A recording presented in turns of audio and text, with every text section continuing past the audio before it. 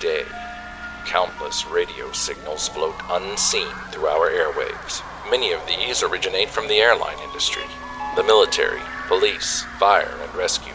But then there are other signals. Their source is unknown, they're barely detectable, and their message is dangerous. We give you rogue transmissions. Tonight's drama, The 13th Hour, starring J.T. Hosek and M.J. McAdams. It doesn't sound as if the door's ever been opened. Good solid locks, though. More than we ever had in Austin.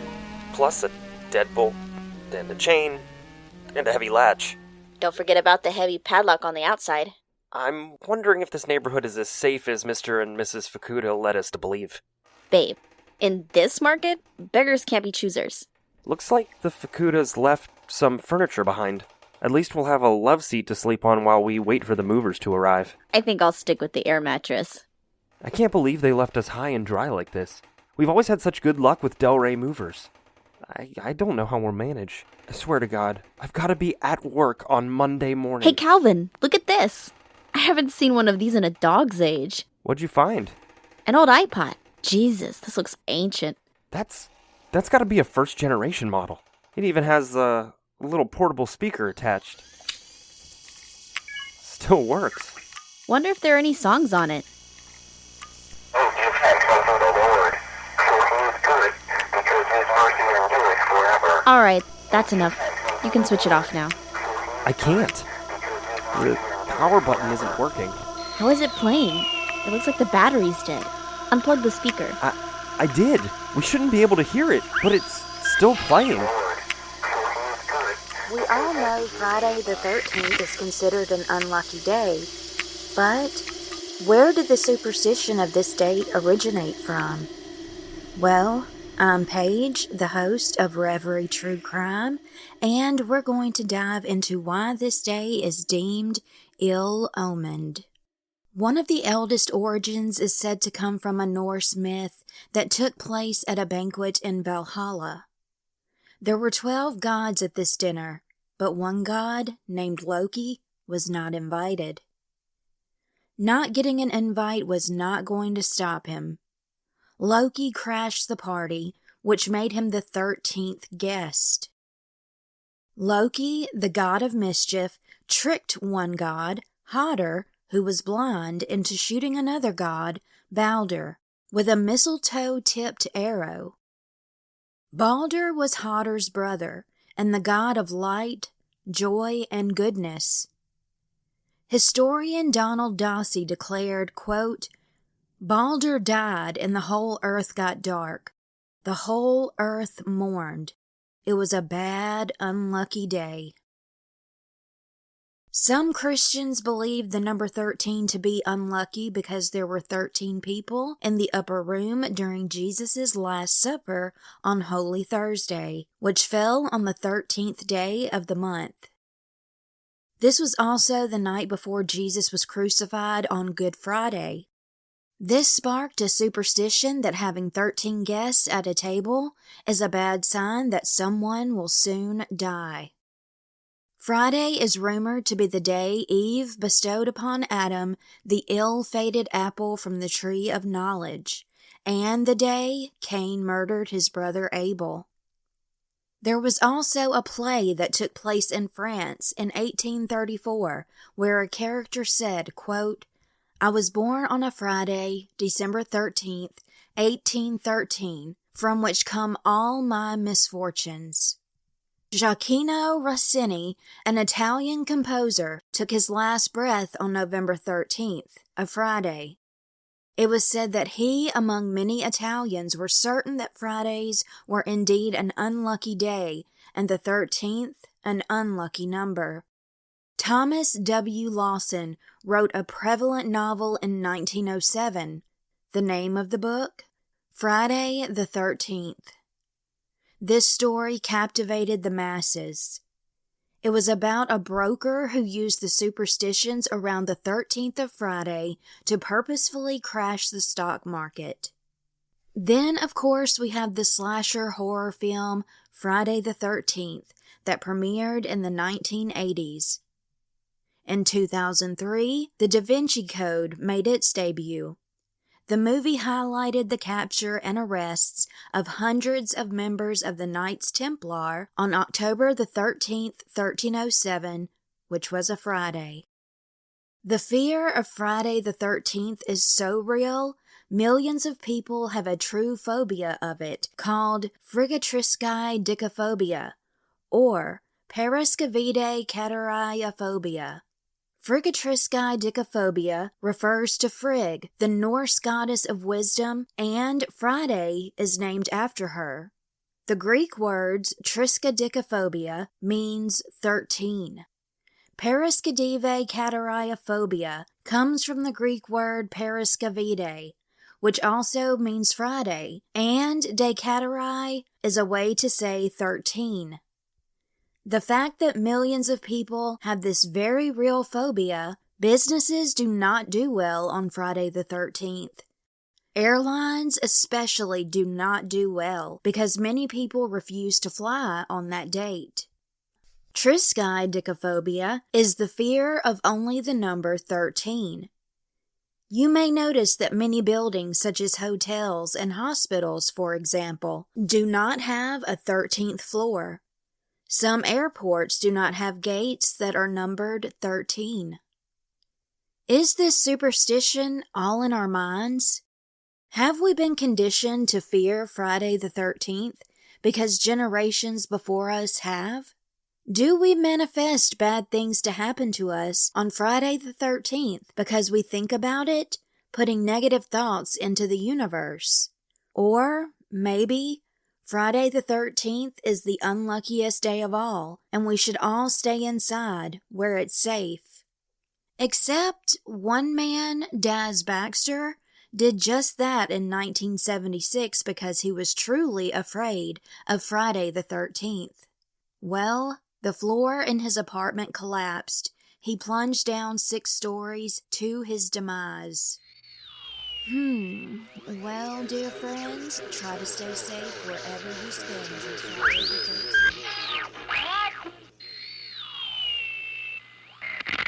13th. That was weird. Shh! Listen. There's a voice hidden in the static.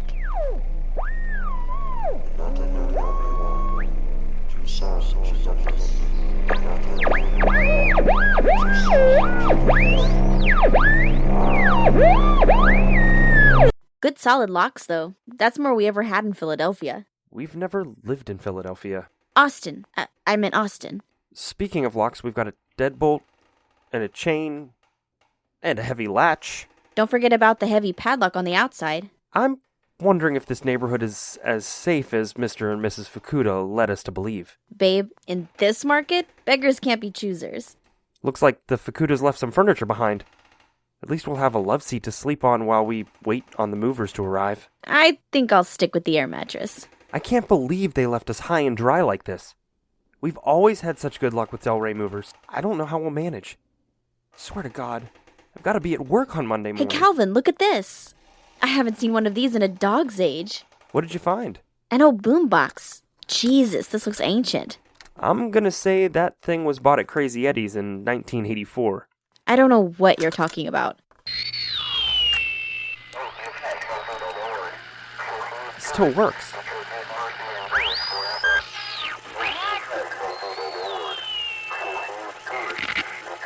All right, that's enough. You can switch it off now. I can't. The power button isn't working. How is it playing? There's no batteries. It's not even plugged in. We shouldn't be able to hear it, but it's still playing.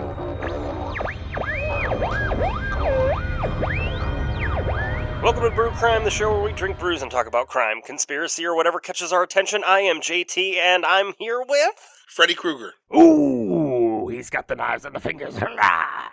Or is it Jason? No, it could be Jason. I mean, it's up to you, man. You got a chainsaw? Not right now. Have a chainsaw? Oh, he had a big old... I have a machete. Who had a there machete? You go. Then you're Jason. There you go, Jason. Oh my gosh. It's Mike. In case you were confused. It is Mike. and we are here to do a very quick story for Friday the 13th from Rogue Transmissions. And today we're going to be talking about Sam Patch, and I call this the final leap. Born in Pawtucket, Rhode Island in 1807, Samuel Patch was born for limited greatness. He went to school for a while, but ended up a child laborer at a cotton mill as a spinner. He eventually moved to... Yeah. That sounds like fun. It does, doesn't it? So we run around in circles? No, his hands probably bled. Child labor. That's where you fall down when you run too fast in circles. That's usually me. He eventually moved to Paterson, New Jersey, where he started his own cotton mill with someone. They didn't name him. He was an Englishman. That's all they gave me. Why name them? I know, but it's just some colonial power. Jeez. It doesn't matter. The business failed because his partner, not surprising, left with the funds. So Patch did the next best thing. He began to jump for purses of money. Jump what, you say? Well, jump over waterfalls, of course. Oh. What did you think I was going to say? I don't know. The show doesn't deal in hurdlers. So, September 30th, 1827, at the age of 20, Patch jumped in front of a crowd that had initially gathered to watch a pre-constructed bridge be placed over the Passaic Falls. That was entertainment those days, and to be honest with you, these days, I'd probably pick that over what else is offered. True. But you'd want 15 different views of that same thing. Yeah. So, he dodged the constable, because we had constables then. He jumped 80 feet into the water and the crowd cheered. And during that feat, Patch was just in an undershirt and underwear. Not very ladylike Samuel Patch. An onlooker wrote, he took a couple of small stones in his hand and went to the brink of the cliff and dropped them off one after the other, and watched where they struck the water down below. Then he walked back a few yards, turned, and took a little run to the brink of the cliff and jumped off, clearing the rocks about 10 feet. He went down feet first, but with his body inclining considerably to one side, and in this shape he struck the water and disappeared. A few seconds later, his head bobbed up at the point downstream, and he began paddling for the shore. The crowd gave him a big cheer. At least he didn't get stoned there. Dang! Depends on which stoned. He did it 3 more times at the falls, and he got popular. Newspapers covered him, calling him, quote, Patch, the New Jersey jumper. Oh my. In August of 1828, he jumped in Hoboken, New Jersey. The jump was almost 90 feet above the water, and 500 to 600 people were there to watch. He leapt and rose a few seconds later. We don't think that all of his jumps are recorded, but the following season, the country waited for him to announce his jumps, so we're thinking he probably did a good chunk of them. Sounds like it. And also, people, get a life. I know. After 2 years of jumping ships, masts, and yardarms, pressure increased to make a more daring jump. In October of 1829, he accepted an invitation to jump Niagara Falls. Ooh, that sounds like a bad idea. Yep, Patch was to be part of a... Well, it doesn't go the way you think it's going to go. Canadian or American Falls? It's a great question. I'm guessing American, and you'll know why in a second, because there was other entertainment than just him. He was going to be part of a series of exhibitions organized to attract business to the Niagara frontier. They were going to blast massive parts of rock from the face of the falls with gunpowder. A real crowd pleaser, I'm sure. Ooh. And they were, and they were also sending a schooner called Superior crashing over the falls. Patch, though, he was going to be the main attraction. No pressure. But before we get to the jump, let me describe the schooner situation, because that was the ultimate boner kill. To those above the falls, the ship began to appear quite small but visible. As it neared, its 2 masts became more visible. It moved swiftly, bouncing violently in the rapids. The masts were torn away with a loud crash. Now adrift without direction, it was carried by the current, bouncing over successive rapids. Unexpectedly, it was carried too far from shore, became trapped in the whirlpools, and struck a rock broadside, where it remained, hung up, between Goat Island and the shore. It never went over the falls.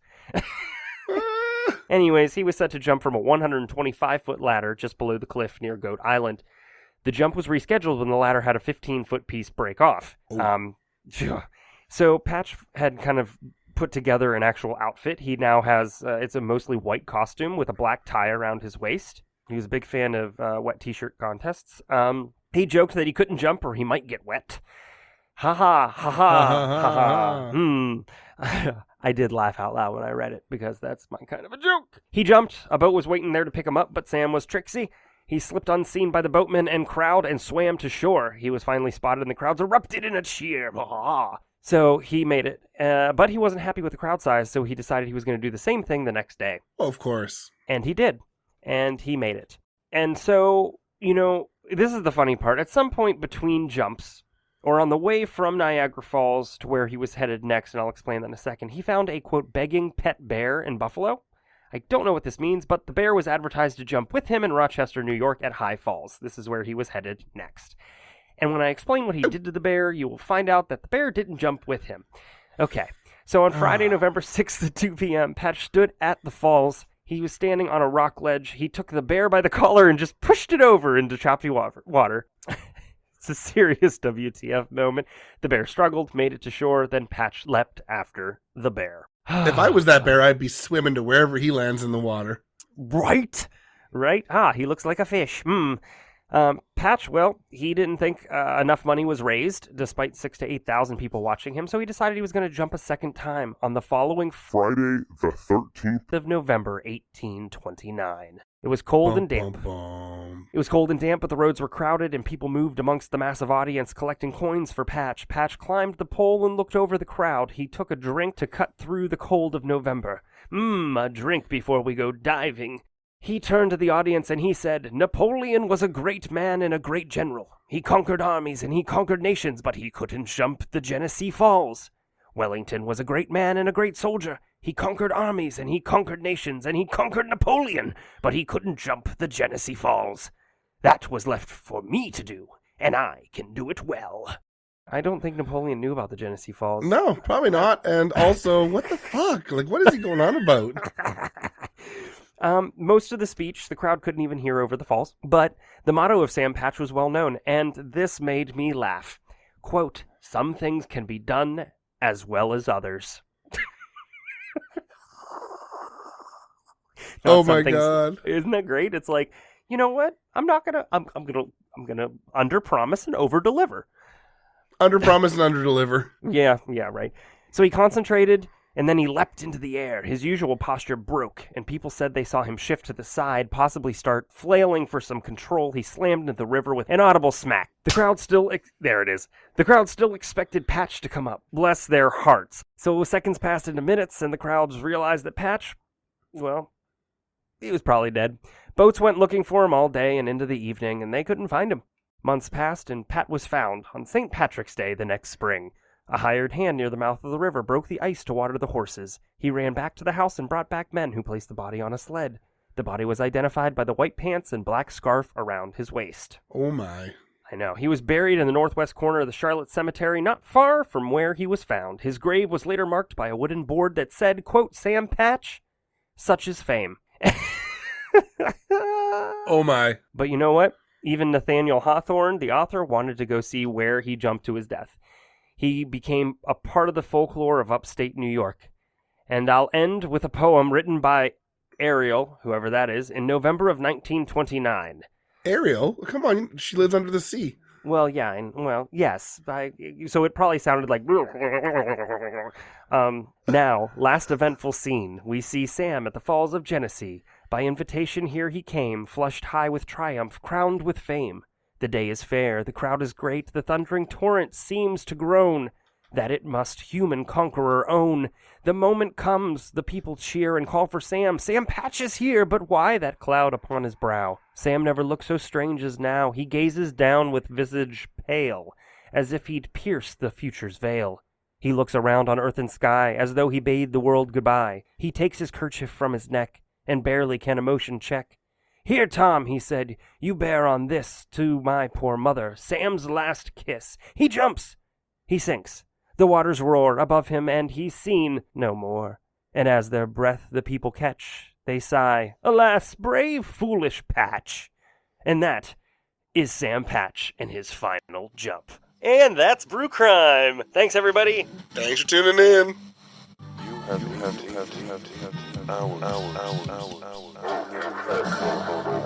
You are listening to Curious Cat, the podcast that examines the shadowy space where science and the supernatural collide. And I'm your host, Jennifer Holtz. Join me every week as I examine what it means to be a soul in a meat suit. Welcome to Curious Cat.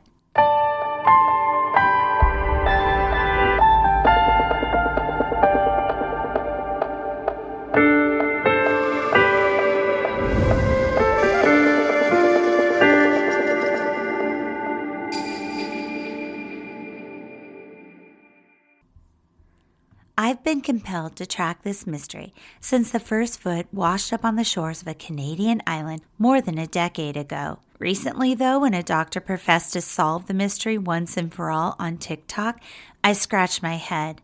When I Googled the Salish feet mystery, my stomach churned thinking of the people, maybe as many as 21 as of this recording, who passed away and part of them washed up on the coastlines of Washington State and British Columbia. These are real people that lived and died, and in all other tellings of it, that's been missed.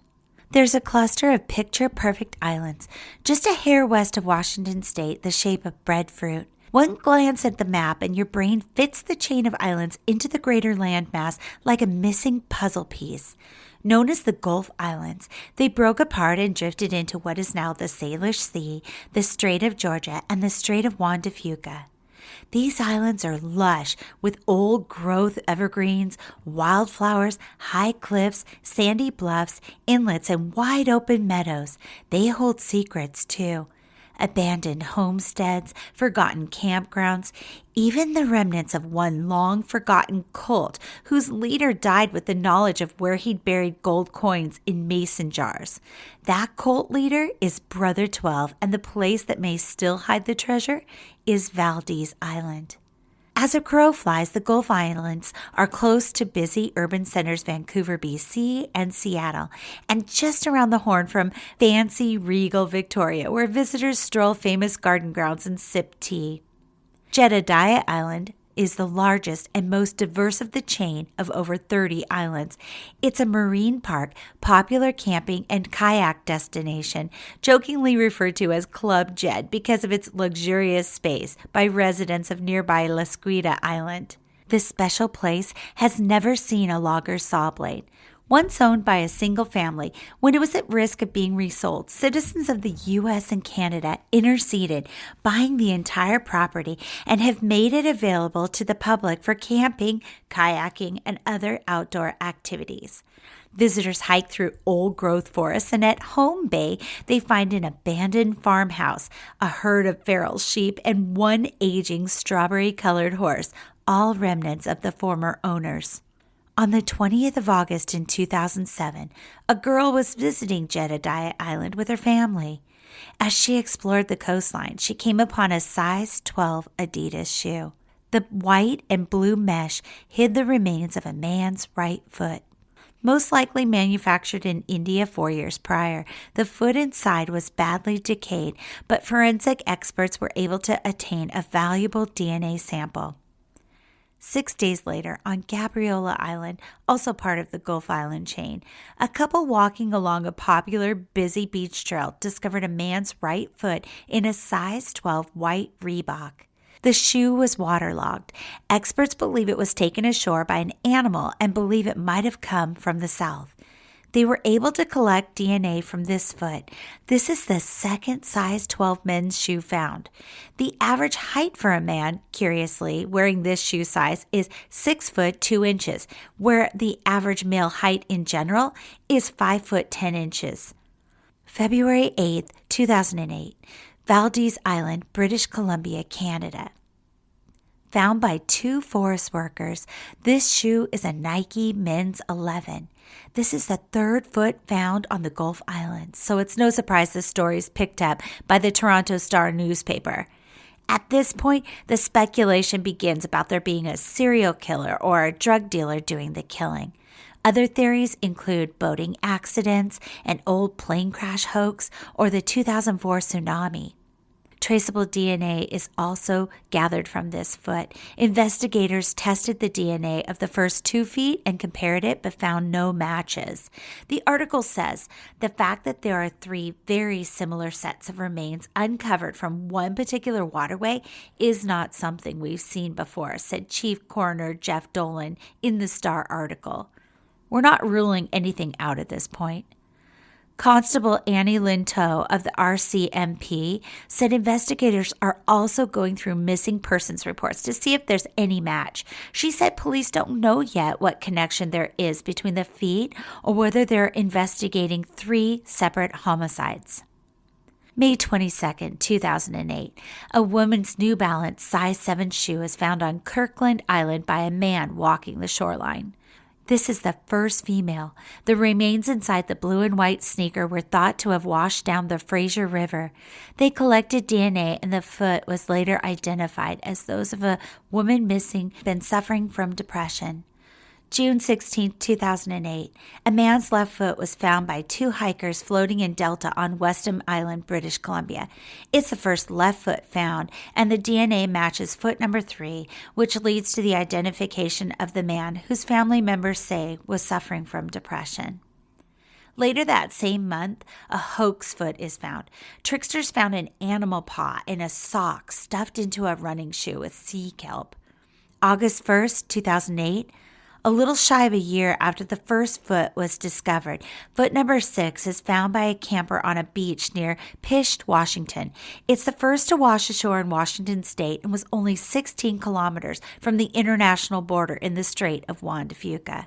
Testing confirmed the foot was human. The large blacktop size 11 athletic shoe contained a right foot. Investigators in Washington and Canada agreed the foot could have been carried south from Canadian waters. All told, 21 feet have washed ashore, and only a handful have had their identities found. One doctor, though, on TikTok professed in a video to have solved the mystery of the feet washing up on the shores. He says the advent of padded running shoes explains everything. The padding protects the remains from predators, and it's buoyant, so the shoes become a life raft of sorts. They can travel many miles, stay afloat long enough to be washed up on a beach. His theory makes sense, but still doesn't explain everything. What happened to the rest of their body? Why are some with trace DNA never linked back to a missing person? And if his theory that this is the new norm holds, then why has there been a gap in years between discoveries, and why no feet in the last 4 years? I think the case is still dripping with mystery, don't you? Thanks for listening to Curious Cat. Be sure to subscribe so you never miss an episode. Until next time, stay curious. I love you.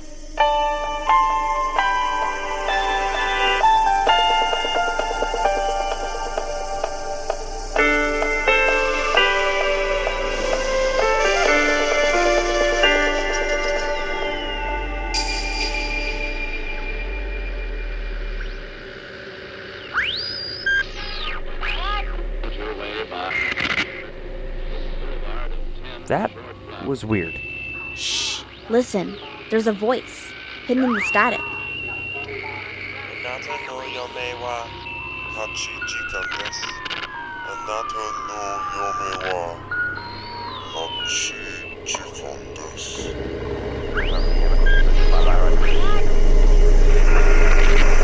I think I'll stick with the air mattress. I can't believe they left us high and dry like this. We've always had such good luck with Del Rey movers. I don't know how we'll manage. I swear to God, I've got to be at work on Monday morning. Hey, Calvin, look at this. I haven't seen one of these in a dog's age. What'd you find? An old transistor radio. Jesus, this thing looks ancient. I bet Grandma chewed a rug listening to this thing on the beach at Coney Island. I think you mean cut a rug. I wonder if it'll pick up anything. Still works.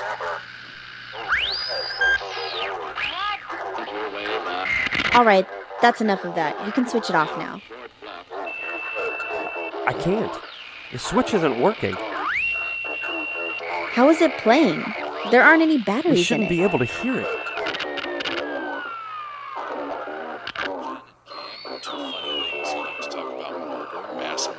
Suicide, serial killers, spree killers, thrill killers, contract killings, honor killings, and a whole lot of other too heinous for me to list here.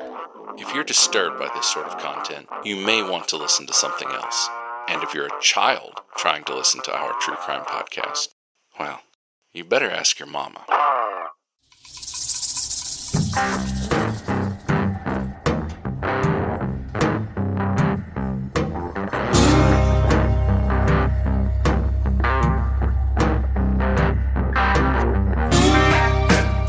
Cam, how you doing today?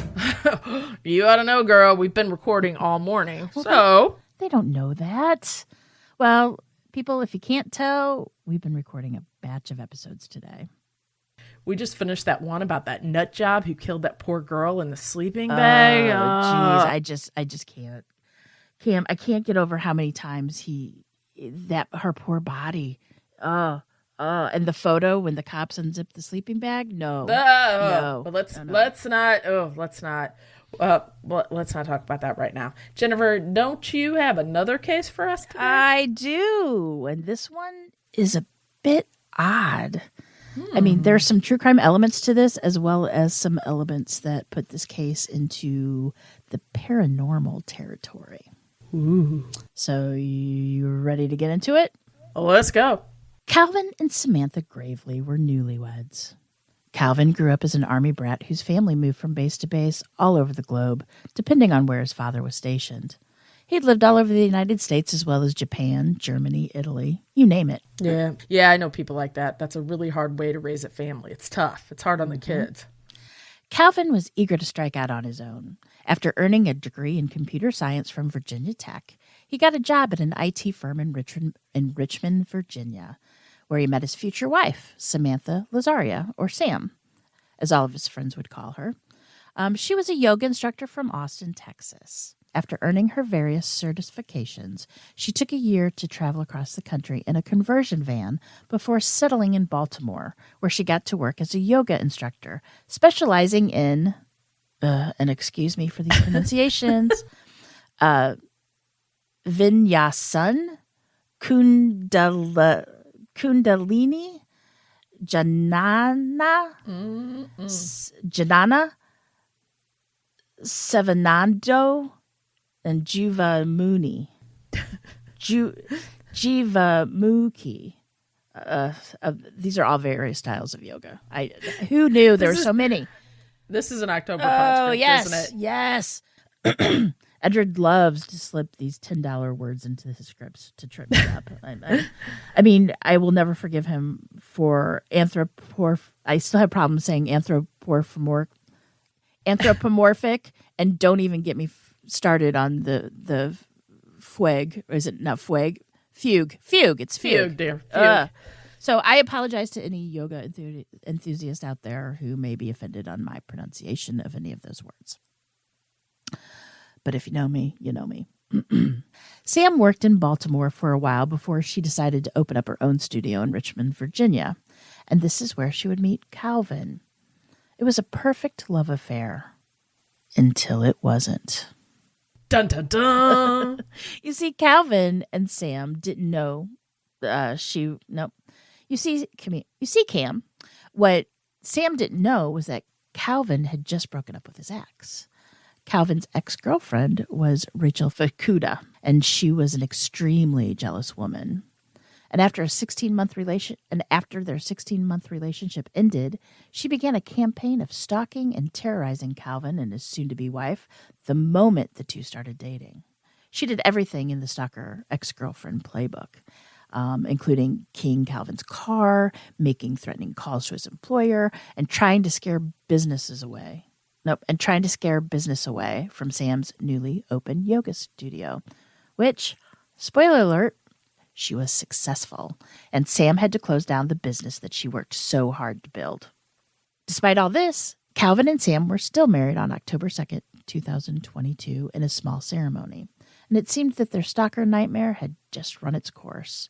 But then, on the morning of December 1st, 2022, Calvin and his new bride woke up. 2022nd? Yeah. 2022nd? Yep. You don't know 2022nd? It's my favorite year. Well, I'm starting to think, did I that right? Like, it was making sense for a second. Just kind of stroking out in a minute. Okay. Okay. But then, on the morning of December 1st, 2022, Calvin and his new bride woke up to find 13 stray cats. And warning here, the 13 stray cats were crucified on their front lawn. What do you mean crucified? Well, I couldn't find a lot of detail on this, and honestly, I don't really want to go into it much. But from what I gather, the cats were killed, probably drowned or poisoned. And then, you know how you can get those little lawn stakes at Home Depot? Mm-mm. Yeah, she hammered those along with the cats in the those lawn. Poor baby kitties. I know. She's horrible. Now, it didn't take long to figure out who they suspected of this heinous, heinous act. And they filed a police report and tried to obtain a restraining order against Mrs. Fukuda. But the problem was, Cam, that no one could locate her. And it seemed as though she just disappeared. And so rather than wait around for legal machinery to do its work, Calvin got a job at a company in Sam's old stomping ground in Austin, Texas, and the two packed up their lives and drove halfway across the country. However, they would never reach their new home in Austin due to a fatal car accident. Yeah, let me guess. It wasn't really an accident. We'll get there. Hold on. On the morning of Friday, January 13th, 2023. Hey, that's today. The couple's Subaru Outback struck an object in the road in the infamous Fancy Gap section of I-77 in North Carolina. Hold on. The car careened through a guardrail on the interstate and fell down a steep embankment. I don't exactly know how steep it was, but the car crashed, killing both the driver and the passenger. Police, while investigating the wreck, found that the car's brake lines showed signs of having been tampered with. No, so you think the ex-girlfriend? Yep. Rachel Fukuda, whose whereabouts are still unknown, is heavily suspected in having tampered with the brakes, which surely was a contributing factor in the fatal incident and the fatal accident. Wait a minute. Isn't Fancy Gap near Charlotte, North Carolina? So, do you drive through Charlotte to get from Virginia to Texas? Good point. I looked it up on Google Maps, and you're right. That's not the most logical path for them to take. And so now this is where it really gets weird. Later throughout the day, police will discover other similar wrecks involving Subaru Outbacks. 13 of them to be exact, all in different locations, all over the United States, and all of them involved severed brake lines. All of them contain the dead bodies of Calvin and Samantha Gravely. Ugh. So obviously Calvin and Sam are dead, but they just don't know it? That's right, and Calvin doesn't even know Sam's secret, the one medical examiners discovered. Oh, and Sam and Calvin are standing in a haunted house listening to us right now. Oh, hey guys! It'll be interesting to see what happens when they finally get to the box and open it. The one Mr. and Mrs. Fukuda left for them? Yep, that's the one. But they're not the only ones out of time, because this is the end of our segment. Okay. Until next week, remember, lock your doors. And keep passing by those open windows. Bye-bye. Love ya.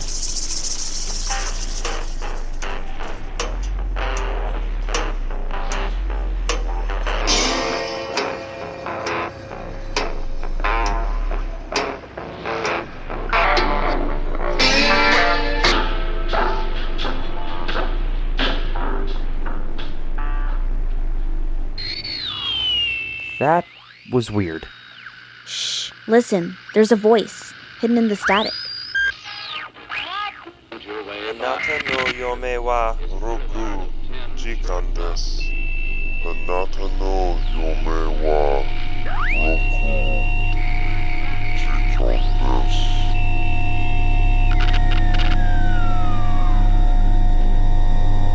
This is all wrong. This isn't the Fukuda's house. This is an abandoned truck stop in the Pacific Northwest. Looks like the Fukuda's left some furniture behind. At least we'll have a love seat to sleep on while we wait on the movers to arrive. I think I'll stick with the air mattress. I can't believe they left us high and dry like this. We've always had such good luck with Del Rey movers. I don't know how we'll manage. I swear to God, I've got to be at work on Monday morning. Hey, Calvin, look at this. I haven't seen one of these in a dog's age. What'd you find? An old radio. Jesus. It's as big as my dad's liquor cabinet. Solid wood, too. You'd get a hernia trying to move it. Still works. All right, that's enough of that. You can switch it off now. I can't. The switch isn't working. How is it playing? It's not even plugged in. You have 6 hours to live. You have 6 hours.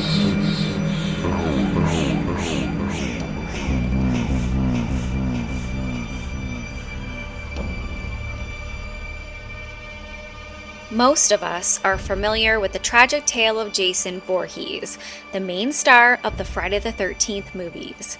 If you're not, let me fill you in. When he was just 11 years old, Jason attended camp for the summer, which was run by a bunch of horny, drunk, irresponsible teenagers who were too preoccupied with hooking up to really take care of the campers in their charge. Jason would be treated horribly by both the counselors and campers at Camp Crystal Lake because he had physical deformities and he was mentally delayed. As a result of pure negligence, Jason would drown in a tragic accident at the lake, or at least that's what is believed to have happened. His mother would enact her revenge through a bloody killing spree through the camp while Jason watched, inspiring him to become his own serial killer. All of this would play out on the big screen for us horror fanatics to watch, believing that it was too far-fetched or too crazy to ever happen in real life. That is, until the Lake Bottom murders of Finland, which many people believed reminded them of what happened at Lake Crystal. In June of 1960, 4 teenagers decided to go on a couple's camping trip. There was Mela Bjorklund and Anja Maki, who were both 15, and their older boyfriends, Seppo Boisman and Niels Gustafsson, who were 18. As you can imagine, the teens were excited to have a weekend away from the prying eyes of their parents so that they could do what young people do: drink, party, and hook up. They decided that they would share one tent so that they had less items to carry with them to their makeshift campsite. Hopping on their motorcycles, they took the short drive out to Lake Bottom, which was known to be a popular tourist destination, particularly for those looking for a scenic and comfortable place to camp. The first day that they arrived, they went swimming and drank beer. That evening, the girls were feeling tired from the day's events, so they decided to turn in a little bit early. They headed inside the tent and went to sleep. The boys decided that they would stay up a little bit later to drink and fish, so they stayed awake for a few hours longer before joining the ladies in the tent. That night, everything would go wrong. On June 6th, a bloody discovery would be made. 2 young boys were walking around the area of the lake to do some bird watching when they spotted the tent, which appeared to be collapsing on itself. They noticed a blonde man walking away from the area of the tent, so they kind of shrugged it off, thinking that the man may have just been, setting up his area or maybe taking down the tent. A few hours later, a father and son would be at Lake Bottom fishing when they also spotted the tent in the distance. This time, no one was near the area, and the father was concerned that maybe someone was hurt or had been robbed, so he walked over to the tent to check inside. There, he discovered the 4 bloody bodies of the teenagers. He grabbed his son and ran back to the town for help. While the man and his son were getting help, a jogger was doing a lap around the lake, and they saw the damaged tent as well. It looked like the poles had been broken, and there was a giant rip on the side. This man decided to poke his head inside the tent, and that's when he also discovered the bloody mess, and he went to get help too. When the police arrived on scene, they discovered the battered bodies of the 4 teenagers. Miraculously, one was still breathing, even though he had several gashes to his body and face, and he was bleeding profusely. Niels Gustafsson was rushed to the hospital, where he would be lucky enough to survive. His girlfriend and his 2 other friends were not so lucky. They had been stabbed and bludgeoned to death, with Niles' girlfriend, Mela, receiving the brunt of the attack. She was stabbed hundreds of times and was discovered nude from the waist down. For some reason, this unknown assailant had focused much of his anger and aggression on Mela. It was a disturbing crime scene. Investigators speculated that the murders happened sometime between 4 a.m. and 6 a.m., and that it was a surprise attack. The killer would have attacked them from the top while the campers were still sleeping, destroying their tent. Then they would have stabbed them and bludgeoned them with an unknown object, though the murder weapons would never be found. When the lone survivor of the attack, Niles, recovered in hospital, he was immediately interviewed to find out what he knew. Unfortunately, he had no memory of anything other than seeing a man dressed in black with bright red eyes. That was the last thing he saw before everything went dark. This alone wasn't very helpful to the investigation, so Niles would undergo hypnosis. Using the information Niles provided while under hypnosis, police were able to create a sketch of the suspect. The photo is terrifying. The man in the drawing has intense daggers for eyes that look absolutely menacing. Over 4,000 people were interviewed. However, no suspect was identified. Still, the one name that kept coming up by townspeople was Carl Valdemar, a local kiosk owner. It's alleged that he was an angry, aggressive man who hated campers and tourists. He would quite literally cut down people's tents and throw rocks at them to get them to leave the area. It's also alleged that he would put razor blades in apples and give them to people that he wanted to go away. So much of the town thought that he was so aggressive, he could have done the killings, to the point that police decided to investigate his property. They found a well that had been recently filled in with dirt, and they thought it was kind of suspicious. Maybe he had buried the murder weapons or belongings of the victims. When they looked, nothing was ever found, and he did have an alibi for the night that the teens were killed.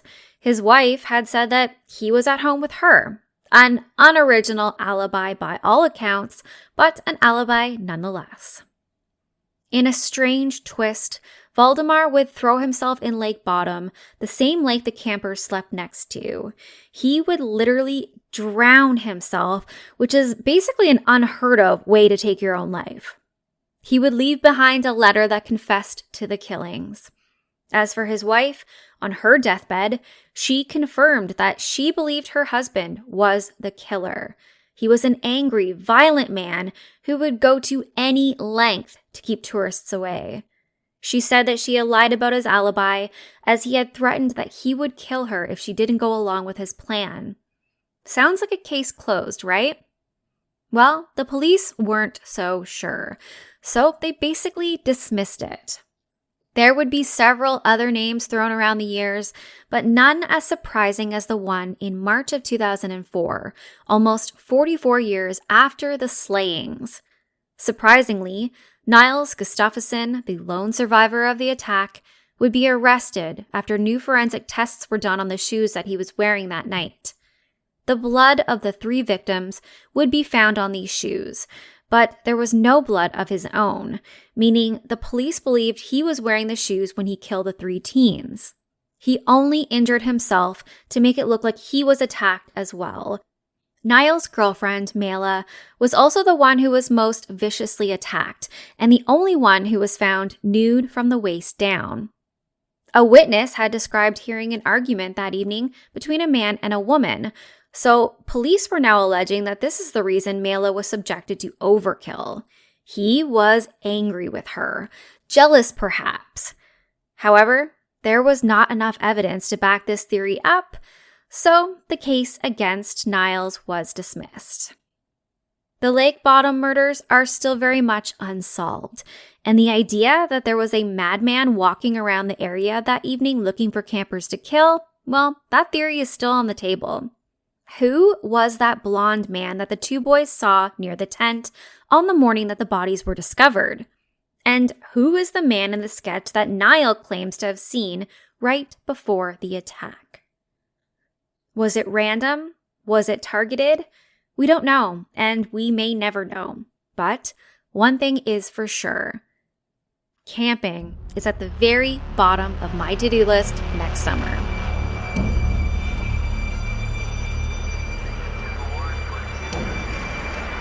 Distance, welcome to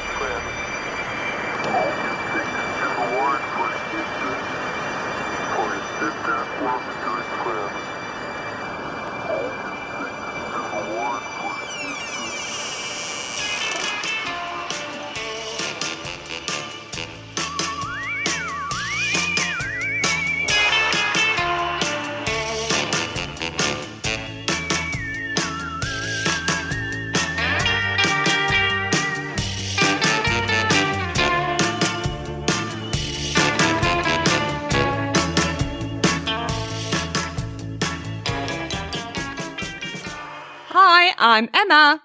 I'm Tash.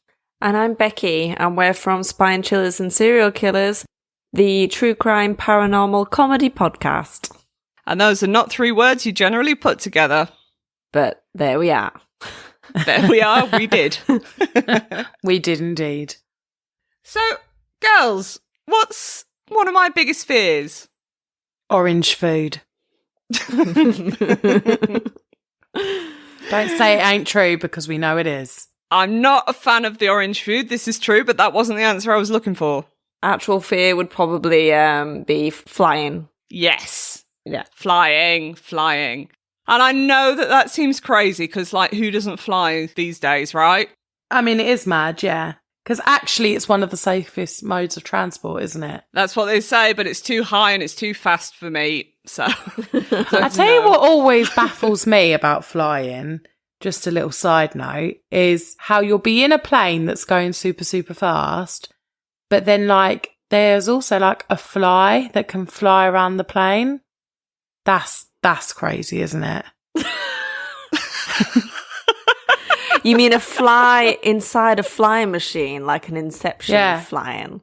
Okay. Like it's flying twice. Yeah. See? I wasn't wrong. It is weird, isn't it? Yeah. Yep. See, it's all wrong. It just defies the laws of physics. It shouldn't be able to fly, and I don't want anything to do with it. I do realise that everybody flies in the whole entire world except me. But would you catch a flight on a Friday the 13th? I'd rather not. I'll be honest, I wouldn't even think about it. I'd be like, yeah, okay. It wouldn't even cross my mind. Is that the wrong answer? Well, the passengers of the Uruguayan Air Force Flight 571 didn't give it a second thought, a bit like you, Tash. But maybe, just maybe they should have done. The plane carried 45 passengers and crew and was flying from Uruguay to Santiago in Chile. Most of the passengers were part of the Old Christians Club rugby union team, and the other passengers were all their family and friends. The inexperienced co-pilot thought he was closer to landing than he actually was, and he didn't read his instruments correctly, as they were, in fact, another 60 to 70 kilometres away. But isn't that one of those, you have one job to fly the plane and land it? Yeah, he just had the one job. Okay. But he didn't look at his instruments and he began to descend, resulting in the plane crashing into a mountain in the Andes on Friday the 13th in 1972. Wow, I can see how he did that. Runways and mountains are very similar. Yeah, didn't have the same result, sadly. Oh. 3 crew members and 9 passengers died immediately, leaving several more severely wounded. Apparently the search planes flew over their location many times, but they couldn't see the white plane against the snow. Oh yeah, that is unfortunate. It is. It's not the kind of colour coordination you want, really, is No. it? So during the next 72 days... I mean, that's insane, right? I mean, it's a hot minute, isn't it? The survivors suffered from extreme weather, starvation, and even an avalanche that killed a further 13 people. Oh my God. That's another 13 in there. So how did the others survive so long, you might wonder, with no food? Well... Oh. No. I know what you're going to say. They had to resort to cannibalism.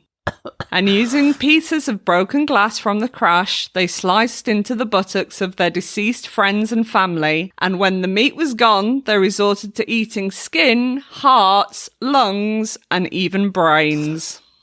You shouldn't eat brains. Shouldn't you? No, not other human brains. You can get a disease from it. But anyway, I can go into that at another time.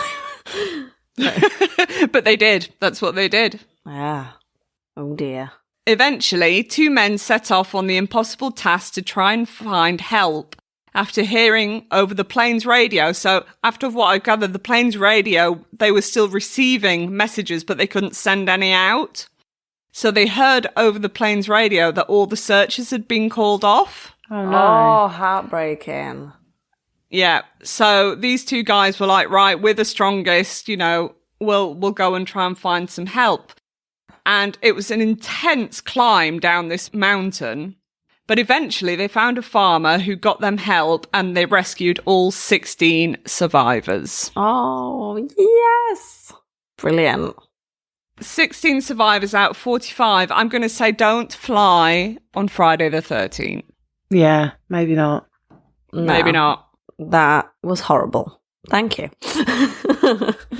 Well, as always, it's always a pleasure.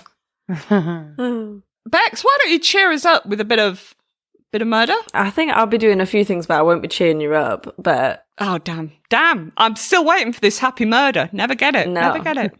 Maybe one day. The story revolves around a girl called Brittany Kilgore. That's an unfortunate last name. Yeah, it's mad, isn't it? Oh, I didn't even realise when I was doing my notes. I only refer to her as Brittany after this. In April 2002, she was just getting divorced from her husband of 2 years, who was called Corey, who was in the army and he was at the time deployed in Afghanistan. So she was packing up her things to move back to Missouri to be with her friends and family. And as you guys know, because you've all moved house before, moving house sucks. It sucks balls. Yeah. So hard. Yeah. It is apparently one of the most stressful things a human being can go through. Yeah. I concur. I've moved so much. It's horrendous. Yeah. And also, well, depending on it, obviously it's an individual thing, but when you need to move the big stuff, you can need a little bit of muscle. Some friends come in to help with that. Yeah. Brittany knew a guy called Louis Ray Perez, who she met by chance when she was out with a friend. And so she thought, hey, maybe he'll help me move. So she sent him a text and asked him if he would do. And he said, hey, well, sure, if you want, we can go out and talk about it. I've been invited to a dinner cruise and my girlfriend can't come because she's pregnant and doesn't feel up to it. If you come out with me, we'll talk about it and then I'll come and help you the next day. Brittany thought that was a little bit weird, so she declined his offer and didn't really know him that much. Also, leaving your pregnant girlfriend at home to go on a dinner cruise. I think that's why she declined. Yeah, that's weird. Yeah. Louis said to text her if she changed her mind. He later texted her and said, come party with me tonight and you'll have 5 guys there in the morning to help. Brittany thought on it and decided to change her mind. She really needed the help. On Friday the 13th of April 2002, Brittany borrowed a purple evening gown from a friend and set out on a night out with Louis. He told her to be ready by 7:30, but what Brittany didn't know at the time was that the cruise left at 7, and Louis obviously didn't have tickets. And Louis was also in a dominant, submissive BDSM relationship with his 36-year-old pregnant girlfriend, Dorothy Maraglino. He was the master, while Dorothy was his mistress, and their roommate, 25-year-old Jessica Lopez, was their slave. So that's kind of what's going on at their house. Okay. It's like, bring out the gimp. Yeah, the roommate is the slave. I can just imagine her crawling around on the floor. I don't know if that's what they really do. And he's like the dominant over his 2 like girlfriends. Brittany, I think she had a bit of a funny feeling about it, and she sent Louis' number to a couple of her friends saying that she was going out with him. And 10 minutes later, one of Brittany's friends received a horrifying text message just saying, help. Oh, God. And from then, Brittany's friends texted her back saying, what's going on? Tried to call, she didn't answer. And then Brittany eventually texts back saying, hey, I love this party, it's so good. And they're like, pick up. And she's like, no, don't worry, I'm okay. Her friend group thought it was very suspicious. So what happened to Brittany? So they went to Dorothy's house instead of this cruise. I don't know what he said to her to get her to go there, whether he said that he'd forgotten something or whatever. But their house was less than 5 minutes away from Brittany's house. It's unclear how they got Brittany to get out the car, but what they think happened is this. She was either tricked or physically forced into the home. It's also possible that Perez used his AR-15 assault rifle to threaten her into compliance. Soon after entering the home, Brittany was ambushed, handcuffed, and subdued with an electric stun baton. Oh, flippin' heck! The stun baton was capable of projecting up to 1 million volts, making it nearly 20 times more powerful than tasers typically used in law enforcement. That's a bit much, innit? Yeah. And you see tasers, people go down straight away. Poor thing. Yeah. Yeah. Brittany was taken to the basement where she was restrained and abused. What exactly was done to her was not known. Maybe this is for the best. But there is lots of circumstantial evidence to suggest that she was tortured and humiliated for quite a long time. Oh my God. Before she was eventually strangled to death. The next day, Brittany's friends dropped by and they realised that she never came home. So they reported her missing straight away to the police and gave the police Louis' phone number. Police came and knocked on Louis' door. They saw his car was like full of mud. They discovered a stolen assault rifle in his vehicle. Jessica, the slave, drove to a local hotel where she attempted to commit suicide after writing a confession letter admitting to killing Brittany, saying that she acted alone and provided grim details of the torture that Brittany endured. And then she would eventually lead the authorities to her remains at Skinner Lake. Brittany was nude, her body had been doused in bleach. She had ligature marks on her wrists and ankles, and taser marks on her face and neck. There was also a number of post-mortem cuts that appeared to have been made with an electric saw, as if they had tried to dismember her body before giving up. Awful. Yeah. Poor girl. Yeah. The cause of death was strangulation with such force that it actually fractured her neck. Oh my God. They're animals. Just animals. I know, absolutely. Police were straight on Dorothy and Louis' home, so they found rolls of plastic, a saw blade. A second search of Louis' car located a plastic bag, gloves, the stun baton, which had Brittany's blood and hair on it. Ropes, knives, cleaning products that were purchased the day after the murder, all found in Dorothy's truck as well. So, also recovered were several journal entries written by Dorothy and Jessica detailing their plans to commit a BDSM kidnap fantasy. They wrote about their desire to torture, kill, and dismember someone they hated. As sexual sadists, they found pleasure in inflicting pain and suffering on others. In 2016, Louis, Dorothy, and Jessica were all convicted of first-degree murder, kidnapping, torture, and attempted sexual battery by restraint. All three were ultimately sentenced to life in prison without the possibility of parole. Good. So, they're where they belong. Yeah. And they can bloody stay there. Poor girl. That's awful. Awful. She just wanted a bit of help moving her boxes. Exactly. He just preyed on the fact that she needed help to put her in that position. Awful. Poor love. There we are. That's my story, I'm afraid. Yeah. Well, hopefully I can lighten the mood in some way. In 2010, a 13-year-old boy was struck by lightning on the 13th. What's more, when the first responders began treating him, they noted the time of 1:13, which is 13:13 military time. If the team would have known what his day was going to be like, he probably would have spent Friday the 13th at home instead of going to the Lowestoft Seafront Air Festival where the accident took place. Despite his rather unlucky day, he did have some good luck as well. He only suffered minor burns and wound up making a full recovery. Oh, good. That's a happy end. Yeah. Well, you know, as much as being struck by lightning could be happy, it had a happy end. Can you imagine that, though? Exactly. 13-year-old lad, struck by lightning, Friday the 13th at 13:13. Mental. That's mad, isn't it? What are the odds of that? I'd say 13 to 1. Comedy girl. I don't know how odds work, but let's roll with that. Anyway, let's wrap it up. We hope you enjoyed our little Friday the 13th segment. Yeah. And catch us wherever you get your podcasts. Stay safe, guys. Especially on a Friday the 13th. Yeah, don't kill people. Definitely not on a Friday the 13th. And keep it weird. Always on the Friday the 13th. Bye.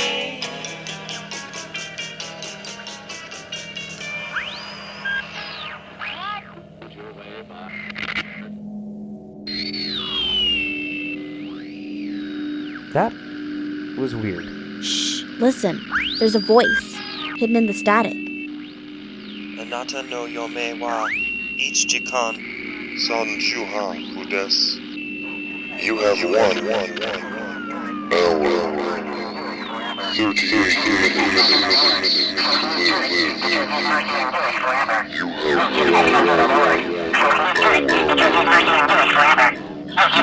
have Listen to me, Calvin. We always unlock the door and go on about how many locks there are, and we keep talking about the city we're moving here from. You mean Corpus Christi?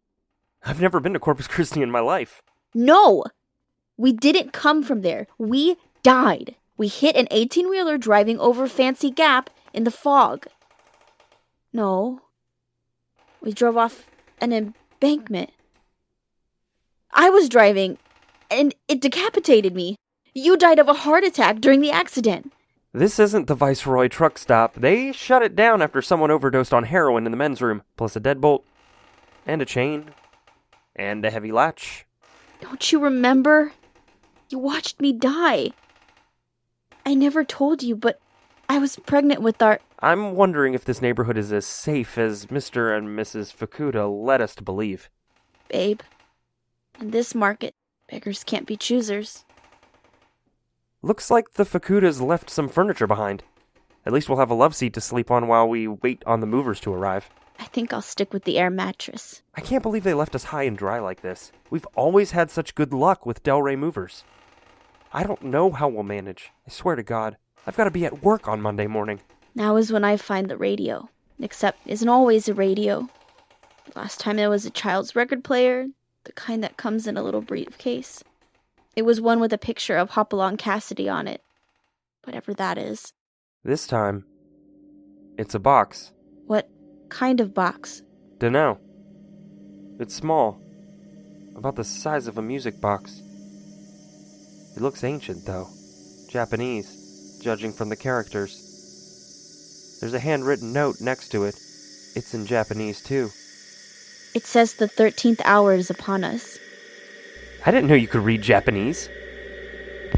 I can't. Oh, me and 46. Close to dying. Oh, me and 46. Close to dying. Oh. Turn it off. You can't turn it off, but I must always tell you to. The voice in the static. I don't hear it anymore. It kept telling us how long we have to live. It said we had 13 hours to live, but that felt like 1 billion years ago. And besides, we're already dead. We just don't know it yet.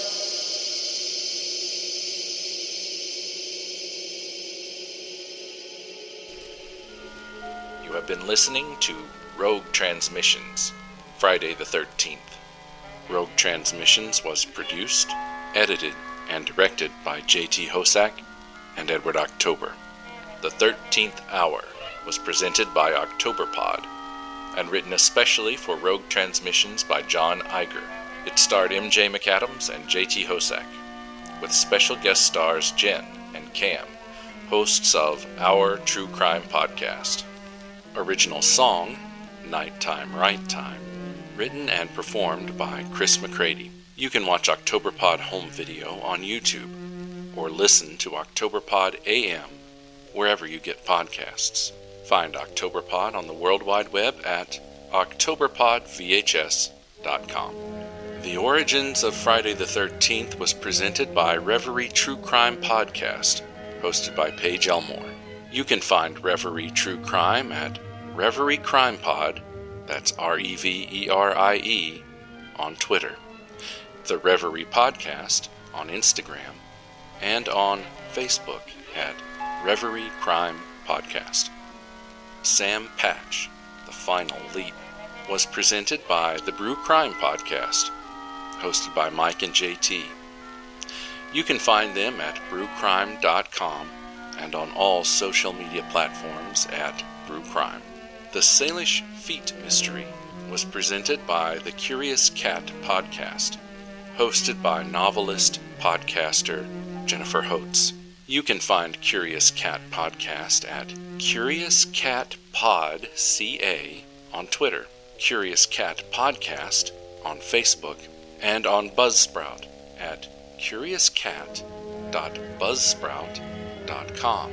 The Lake Bottom Murders of Finland was presented by the Serial Napper Podcast, hosted by Nikki Young.